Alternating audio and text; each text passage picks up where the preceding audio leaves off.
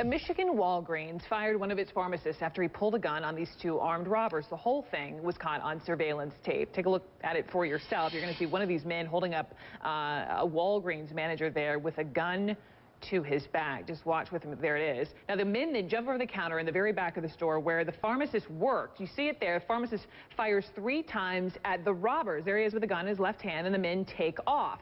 Well, that pharmacist, Jeremy Hoven, who was fired after this incident, is now suing Walgreens. Basically, he says for wrongful termination. I want you to listen to what Mr. Hoven's attorney says about his case.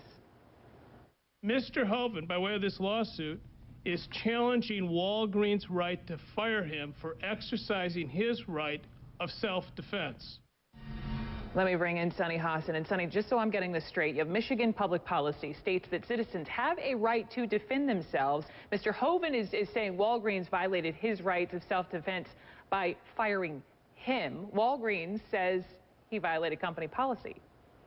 What do you make of this? Yeah, that's about it. That's about it in a nutshell. I mean, he certainly is suing them for firing him. He's saying this was wrongful termination. It's a federal lawsuit, and it's very true that in Michigan you have to have a permit to have a concealed gun, and he had that permit. So, Brooke, this is a really odd case. I mean, bottom line is Walgreens says they have a policy. Their policy is a non-escalation policy, and certainly that's a policy that we see all over the country because statistically that is the safest route. And I think we have a statement from Walgreens, and what it says is our policies in this area are designed to maintain the maximum safety of our customers and employees.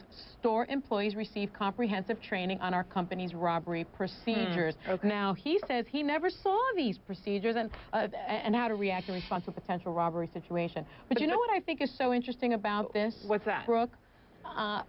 There was a robbery in this same store, an armed robbery, a couple of years ago with the same pharmacist, and he was held up by gunpoint. He asked Walgreens to install a panic button. He asked for increased security, and they failed to do that. So just as a good corporate employer, I am surprised that they fired him because many people see him as a hero.